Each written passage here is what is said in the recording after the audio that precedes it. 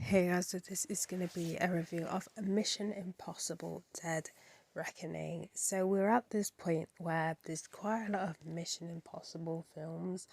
At the minute, the whole concept hasn't gone stale.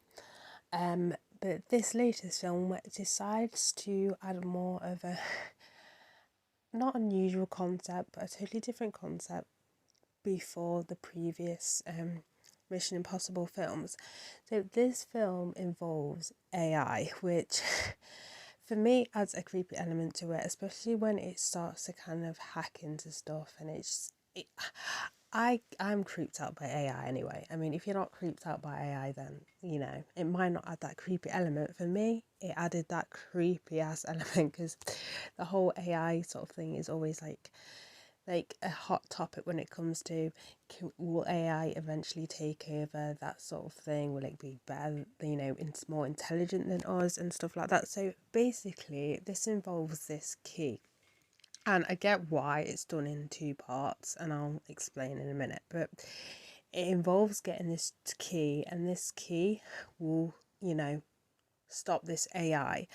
Now, it's not just them obviously just getting the key, but this AI is also stopping them, and this AI is stopping them in the form of a person. So this person is, helping this AI, and in return, this AI is helping this person like conceal him and stuff like that. You know, it's one of those like creepy ass concepts and stuff like that.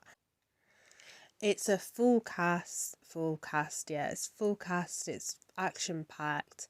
It's what you expect from a Mission Impossible film, but what makes this better than any other Mission Impossible film is a totally different plot that separates from the rest of the plots of the films, if that makes any sense.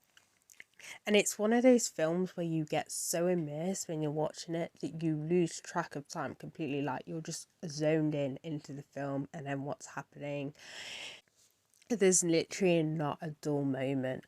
And how I really like it as well with the use of the AI and how it's kind of manipulating, Ethan Hunt. And it's just so good as a villain. As I said, he's that, without giving too much away, he doesn't directly deal, as I said, with the AI. It's the person that's protecting this AI from being destroyed, and it also involves how these governments who are looking for this key, and because they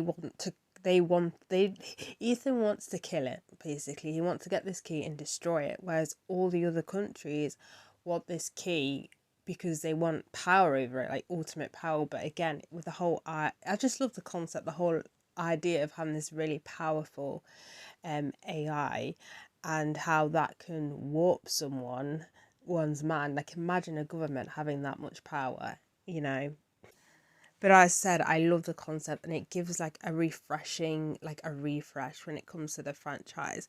Now, I'm glad the reason why it's done in two parts, he could have easily done one whole film, but I feel that it would slop down with the ending. It just needed to be part in different parts. So with it being in part one and part two, they can focus really much in the detail of each movie, where I feel if they just did it in one part, the ending's probably gonna flop. But it's, as I said, this is a really good part one, like literally, and the way it ends is just perfect.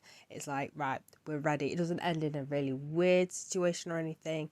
It just ends on a good note, and then it's like, okay, next we're going on to the next part, if that makes any sense. Like obviously it's a cliffhanger, but not so much as a cliffhanger. It's kind of an end to that half of the mission, and then we wait for the second mission. If I was to rate this out of 10, I'm going to give it a 10 out of 10. So that's another film, two films in a row which I've given 10 out of 10.